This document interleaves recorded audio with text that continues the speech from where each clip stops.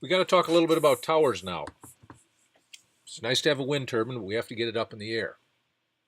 So I've got a slideshow that I'm going to show you here and make some references to the textbook as well. There's really two different types of towers. One of them is a guide tower, meaning it has wires that are keeping it supported in the air. And the other type is a freestanding style. The freestanding style can either be a lattice type or tubular. And those tubes could be made of concrete or fiberglass or steel or some other such metal. Paul's book has a really nice shot of several of those. This is on page 151 of the textbook. Again, we can see that this is a guide tower on the left, and that particular tower is guide in 3 directions. We'll get to more of that in a moment. And you can see it's got a much larger footprint than the other 2 towers that we see in the middle and on the right. Those are freestanding towers. The one in the center is a lattice type freestanding tower, and the one on the right is a monopole type tower. There's another type that's known as a hinged tower, not quite the same as a tilt-up tower. And so this is an example of a tower that gets tilted up. Okay, this is called a tilt-up tower. Notice it's guide in 4 directions, and you can see laying on the ground down here what they refer to as the gin pole. What you can't see is that the guy wires in this direction are used to connect to this end of this gin pole, and this gin pole acts as a lever to tilt the entire mechanism up and down. So this type of a tower you cannot climb, and it's not required to climb. You tilt the tower down so any maintenance that needs to be done on the turbine gets done safely on the ground.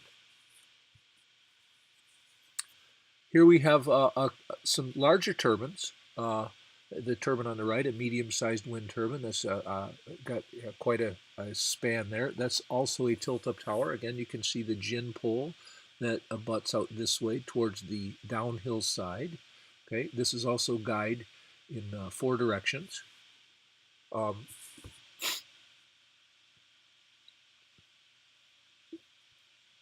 The towers that we see here on the left, this is a lattice type tower, and this is a type of a tower that you can climb, and it was not put together in a tilt-up fashion. It was built section by section, bolting up as we go, and putting the turbine on the top, using a different type of a gin pole, which is more like a davit arm with a big pulley that's used to winch up the next sections of the tower. This is a guide monopole tower, kind of unique. Don't see these very often. Notice it's only got one guy station, and by station I mean altitude, distance from the ground. It's because it's a rather rigid pole.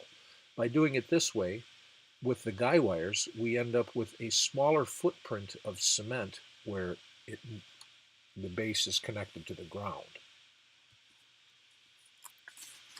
Some of these images you'll find in the textbook, but I thought we had a little nicer, some nicer photographs that were available here. So between the textbook and these slides, you should get a good example of many different types of turbines. The turbines you see here on the right are Jacobs machines, and they're relatively close to one another, which is there could be some downdraft, there could be some interference between the 2 machines, but that's also a common practice to see.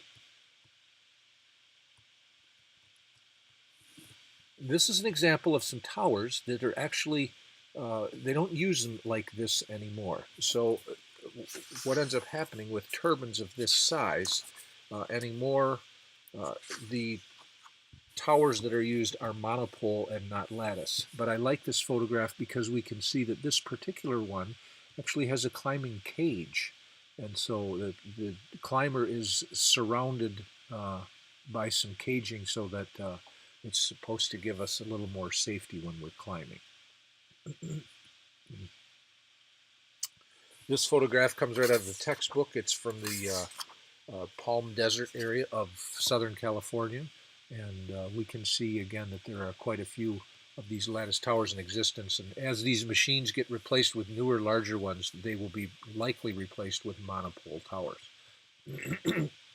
such as this one here. So this is a small tower, a small turbine on a small tower, and that looks like a Berge XL, which means it's a 10 kilowatt machine, and that was likely raised with a crane. And because of the lighthouse I see here in the background, I can see that it's probably on the shoreline, and maybe they have some sandy beach issues to deal with, which is why they chose to go this route. We also see some guy wires here, which lends me to believe that there is a second turbine here that we're just not seeing. So this is the kind of towers we're going to see more often now. We're going to see tubular steel towers with large machines on top.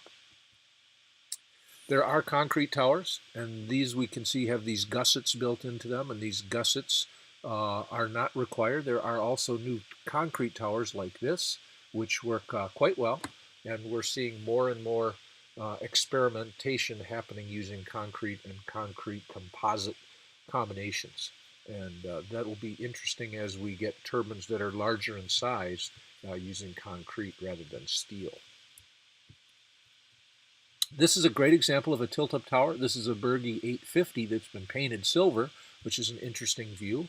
And so this machine this is an example of it being tilted up. We can see one of the installers over here. We can see the gin pole in action. These guy wires here, these act as stays to keep the entire machine from tipping over to the left or the right as it's being raised.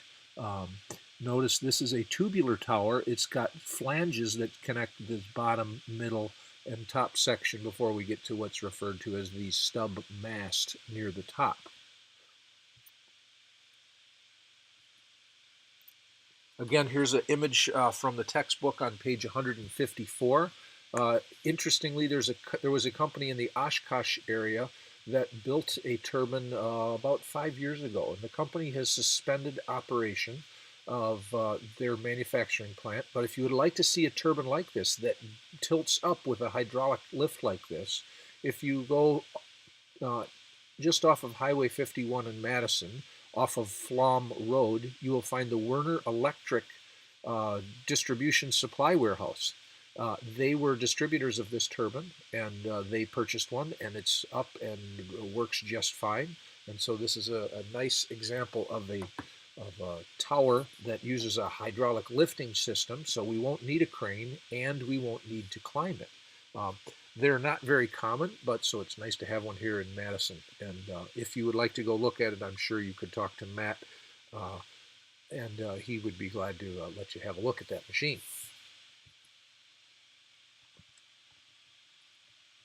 Yet another hydraulic version.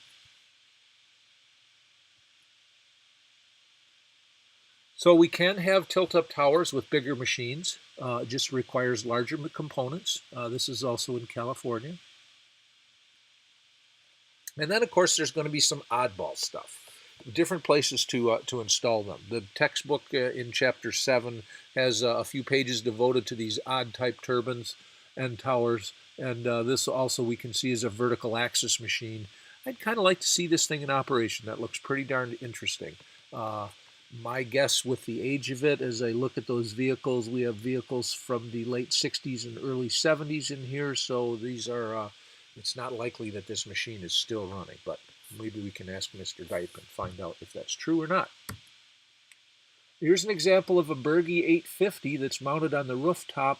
Where? Not sure, but probably not such a good idea. One of the things that we can read about in the text is how by putting a turbine on top of a building, we're going to, it's a bad idea for two reasons. Number one, it's going to introduce a lot of vibration into the building itself. The buildings aren't designed for this type of vibration or the harmonics which could be generated. Nor would you want to be living in these windows that are right near this. This will make a considerable amount of noise. It's got a very high tip speed ratio, which means the blades will be spinning quite quickly. There's certainly a safety issue here. although turbines are not designed to fail, but in the event they did fail, a blade going into a window here uh, or falling to the ground isn't such a good idea. So sighting is always going to be an issue. Uh, Southwest Wind Power made a machine known as an air machine, and that air machine has been. It was suggested by the company that you could install them right on your roof. Um, Again, not such a good idea because they're noisy. And so this noise that they make, this sound that they make, although it's not too bad if it's 200 feet away from your house in the middle of the yard, if it's literally right on the side of the building when you're living in the building or trying to sleep, it could be quite disturbing.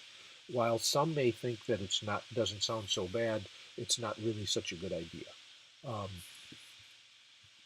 so I'm going to race ahead here a little bit and show you the inside of a couple of turbines. So this is a turbine that's a monopole, and the cabling for this is going to go up through. Notice at the top of this ladder, we see that there is um, a covering between the platforms where the wires have to follow through. Now, this design is not quite um, there's some things we can't see here. For example, I can't tell how we're supposed to climb this tower, this ladder, if we're supposed to climb it on the side towards the center or this other side. Um, it almost looks like that there are brackets, so we're looking at the back side of the ladder. What we can't see is if there's a safety climbing rail on the other side. I'm assuming that there is, but again, we can't see this well enough on the photograph. This looks like something wasn't designed quite right. So the foundation of a lattice type tower obviously needs to be put in the ground deep enough with enough and heavy enough fill and footing so that it doesn't tip over like this. This would have been a total loss. There will be nothing that can be saved from this with the exception of maybe demonstration purposes. This tower will never stand again. The turbine that was on top of it will also never work again. We've got a slide coming up here which gives you an idea of just how deep the concrete needs to be, just how deep the pedestal and the footing need to be. We also have another slide coming up which is going to show us the amount of concrete that needs to be used. Well, can we get an idea of the size of this? Look at this bag here. This is a standard bag that's used by metal workers for working aloft. So this is some seriously large threaded rod. Okay, and this threaded rod is used as a, that's actually not even threaded rod, that's just rebar. And that is going to be used to anchor this to the ground. So this will be filled with cement. Paul is trying to show us here just how big those bolts are when you put your foot next to it. That's probably a standard size 10 shoe. So those are quite large, maybe inch and 7/16 in diameter. And just think of the wrench we would need to tighten that. And again, here's an idea of what the base of the footing looks like, right? So there's a lot of rebar in here, and the base gets bolted to the top. And remember, those bolts need to be in just the right place because the tower was designed to slide right over the top of the bolts. And if they don't fit, after all that cement and all that rebar and all that labor and excavation work, that would truly be a shame. So let's take a look and see if we skipped anything in the textbook. Is there anything else I would like to show you? I think that probably does it. Oh, I guess there's a page I'd like to show you on page 152. This is a nice shot here. So there we go. That looks very nice. All right, so that covers towers, and I hope that you're enjoying reading this text. I would like to remind you that later this semester we have a wind turbine tower installation class. That's the first weekend in May, and that class we will be setting up a tilt-up tower. First we'll be decommissioning the one that's in Fort Atkinson, and then that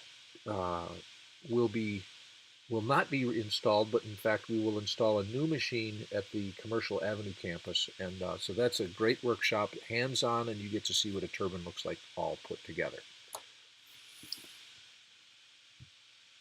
So I will be posting a video of a Vestas machine that was shows just how much a steel tower can flex. So that's going to be a YouTube video, and I think you'll enjoy watching that video, and we'll hear your feedback. So that's it for now. Make sure you do the homework, which will be a worksheet on some questions that are based on the reading of the chapter.